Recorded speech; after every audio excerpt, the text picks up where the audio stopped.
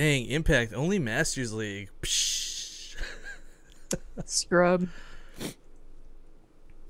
All right, well, we'll see if his scrubbiness pulls through. He's, of course, a really good player, guys. All jokes aside. This is the Muddy Peaks Show Match Series. This is a best of 7.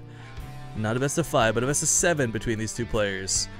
It's worth noting that the channel does have a little bit of a sponsor. Just want to throw them out real quick. You look down here. What is this? Oh my god, it's Chairs4 Gaming, a Canadian DX racer retailer. Now, I will be honest, they have no part in this show match. Today's show match, which is, well, they're part of the channel. Let me rephrase it because it sounds like I'm like disowning them real quick. But the show match series today was brought to you by a combination of requests, donations, and the subscriber money on BaseTradeTV. I'm not pushing and begging and telling you guys like go throw a bunch of money away, but you know this is the whole point of this, the Muddy Peaks series. Like if you have a player you want to see, you've got like 25 bucks, 100 bucks, whatever lying around. Send us a donation, attach a name, attach a request. We had someone specifically request Impact. They didn't have enough for a full show match, but I said, you know what?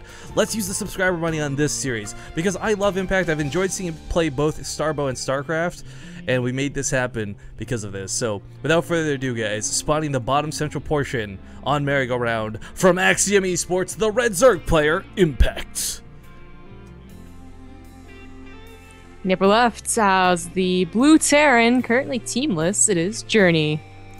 So Zombie Grub, paint us a picture of Journey. Alright, so he was on SKT before they made a purge to help their pro league ratings, and luckily for them, they didn't look like fools as it actually worked out. They're currently #1. When they were #1, of course, they won the round. But unfortunately, I mean that he was cut, but this guy, I mean, we were watching his Code games, which happened shortly after he was cut, unfortunately. You can go see them if you go past the GSL VODs.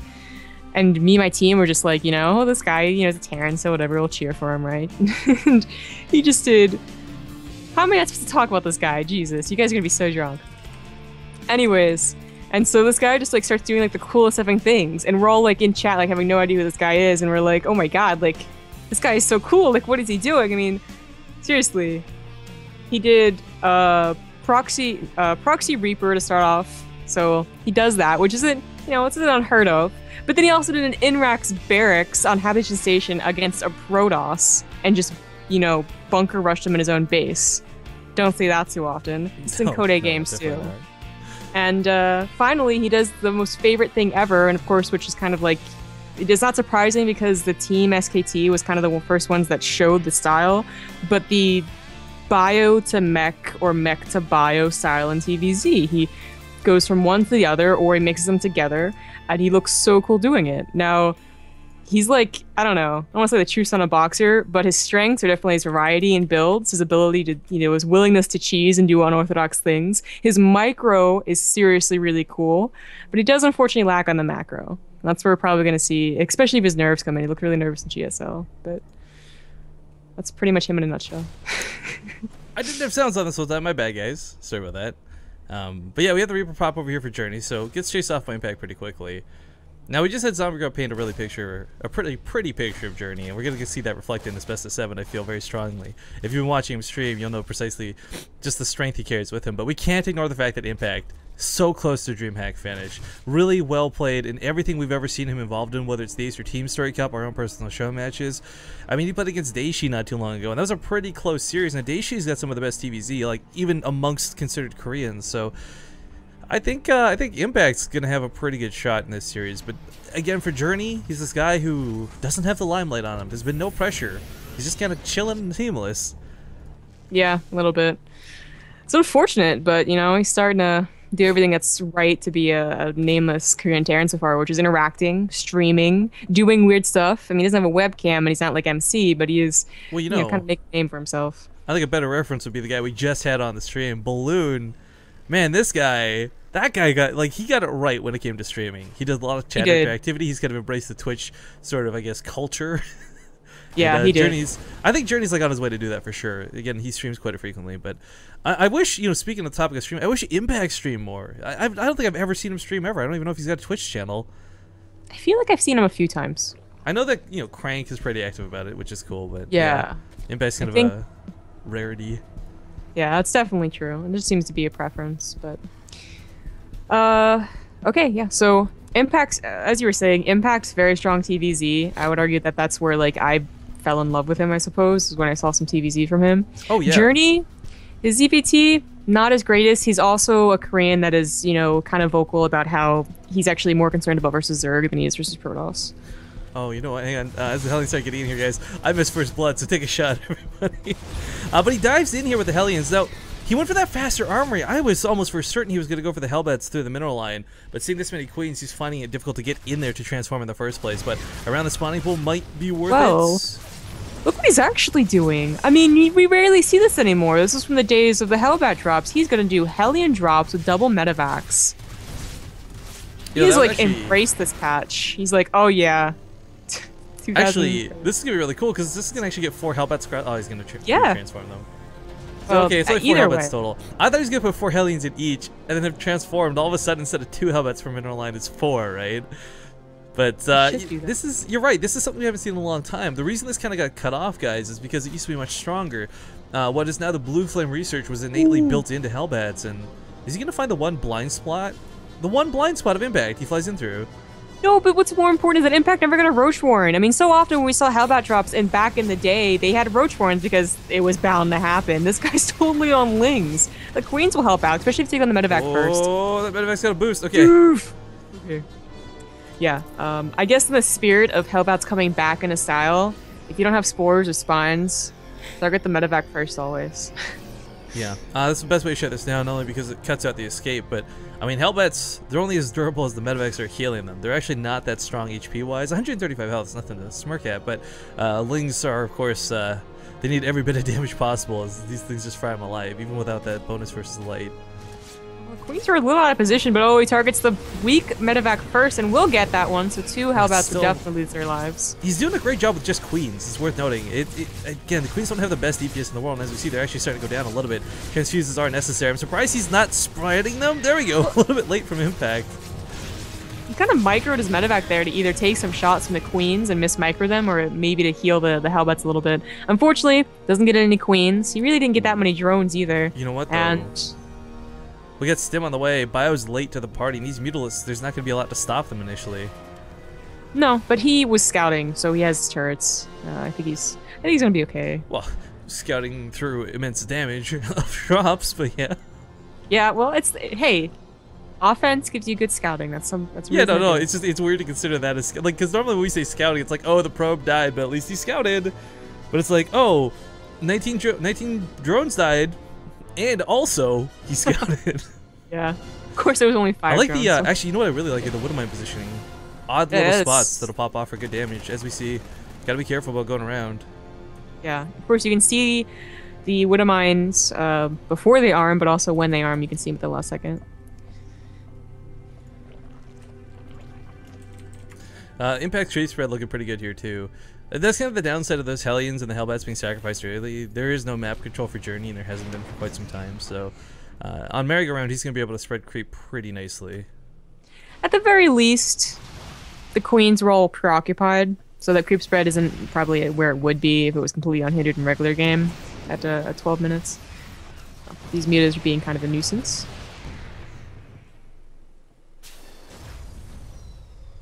Okay, well, they escape. Command Center going down here expands towards Impact. You don't see this a lot. A lot of the times we're seeing players take it to that pocket base location, but I guess feeling confident enough. Maybe if you can secure this base, gets ramp control, can then hold the southern part of the map much better, but that just seems so far out. Yeah, it is a little odd. One thing we have to pay attention to is when Impact or how Impact gets his 4th. Now, it should be the one to the east, and Journey can try and set up a good position there. It's still not the best position possible, though, honestly. Not the one where you can get the edge as well as be kind of around the bend. Before this battle starts, let's ask, do you think he's going to do like the Joxy Widowmine micro? Do you think he's got it in him? Nope, not so far. He has the Hellbat micro that he dropped on top of all the Banelings and stuff. That's kind of a cool move. This one Widowmine is, of course, on cooldown, though. He gets some 6 shots right now, but yeah, the Mutalisks are actually picking off a lot of these Marines. Normally not something you can chase too heavily into because of the reinforcement lines, but Journey didn't quite have those there. Yeah. Cleared up a lot of creep. Unfortunately, didn't quite get the east side, which is going to go to the Zelnaga, which is probably the one you really want to get. But at least he stopped it from going over to his 3rd, because if that 3rd has to lift and the creep spread's also going over there, which sometimes happens, it's a real pain. Well, the one thing that's really nice for Journey is he's not coming up against that Roach Hydra composition that is just kind of this. I don't know. It's weird. It's not like Roach Hydra doesn't require finesse, but it's just it's so much more brute force than say Ling Baneling Hydralisk is. Yeah, it is. Journey gonna pick up a couple of these depots, or not Journey, rather Impact picking up a couple of Journey's depots. This is kind of insignificant right now, but had Impact not, or Journey not replaced those, Impact could roll some Banelings in later on. I was wondering what he was doing with that medevac that's full of units, but I guess it was a drop, not quite keyed up.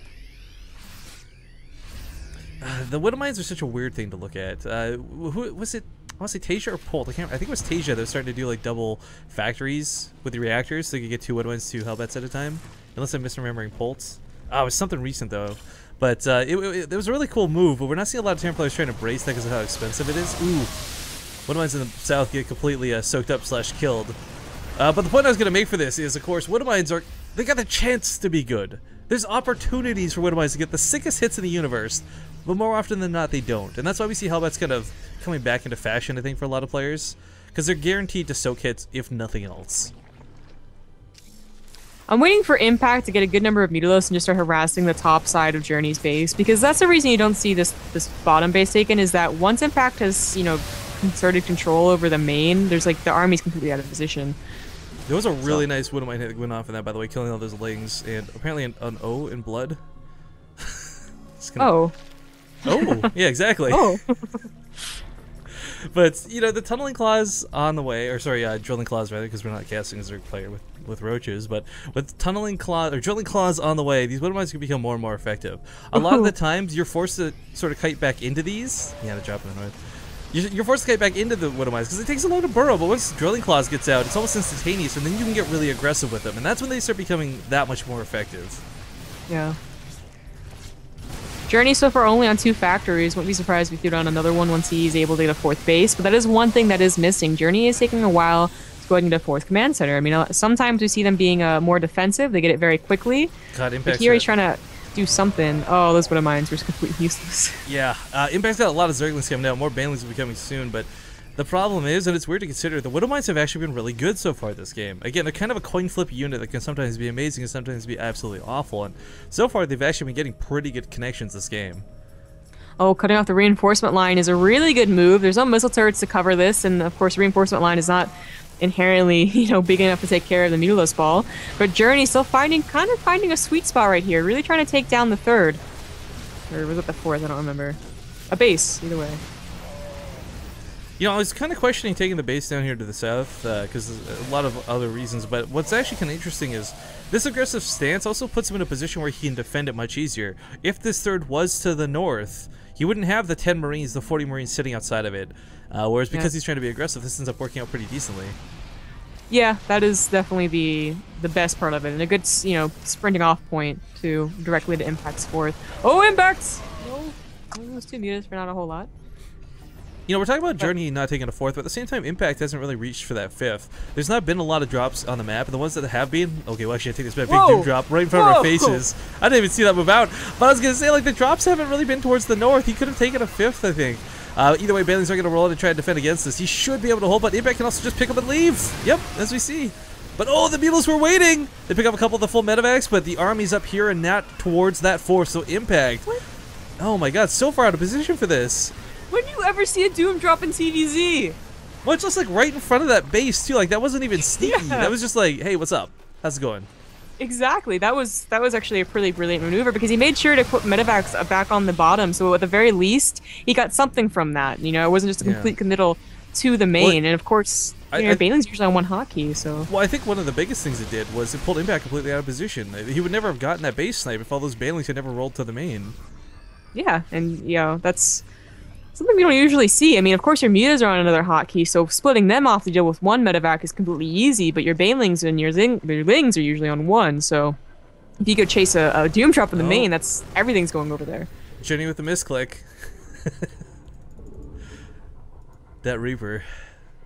Yeah, we've all been there. If you played Terran, you've been there. It's really frustrating about a Reaper. Because the worst thing too is like if it gets part of your selection, you can't stim. Like if you just grab the whole army that's right in front of you, like you know, select all. But yeah, not a big deal. Just a funny thing to see because you know you don't expect the Koreans to do something so simple. Yeah, only 1 though. I've made like 4 in the past. I think right now, wow, that sucks. Right now, this gets really scary for Impact. Again, not because of his bases or the economy. It's the fact that he's got so many banelings, but he's still at a huge supply deficit. Engaging on top of Journey's army is not going to be easy. Journey's got, this whole game, he's been investing a lot in Marauders, which look weird, but you'll notice he hold positions them while the Marines retreat behind them for a majority of these fights. This is why the banelings have been ineffective this entire game. Yeah, that poor Thor was completely out of position, but Journey still, he doesn't have a lot of winter mines right now. He's really, I mean, ever since that gym drop, he has been producing from his factory, so the only hope right now is that Impact doesn't, you know, blow up on Marines, he blows up on Marauders and Thors. Because that is so many banelings, that could really be the tide turner. A little bit of a circling run, but finally gets a couple SCV kills. Ooh, so close. I know, it's like... Banelings coming to the third is seriously the scariest thing for a Terran player to look out for. Because it's one of those things that just kind of catches you off guard. The Reaper was used for scouting. The late game Reaper, where's David Kim? He'll be so happy right now. But you know what, actually, Mutalisks do get into the main. So now they're on top of the production. The problem is, though, this is a lot of Mutalisks that could potentially die before they get a lot done. And Journey said, you know what, if your Mutalisks are at my base, then you don't have anything to stop me from pushing. I don't know who that's going to work out for better, though. If Impact takes a really good fight, then obviously works out better for Impact. But his mutas are going out everywhere right now. He's actually going to kill the SCVs here at the third. This is going to force Journey to fight a lot harder than he wants to. This could be bad for Impact. Again, like you force a Terran player to fight instead of playing so tentative like he has all game. But the banelings rolling past as the Marines spread. Actually, you know what? There's really not a lot of Mutalisks left. There's not really a lot of impacts left. He's down to 120 supply. Journey just, like, patiently went through this, and Journey takes game number 1. Really well handled out of our Terran player, but... oh, man. I noticed that. I'm speechless. It was really, really good game for game number 1.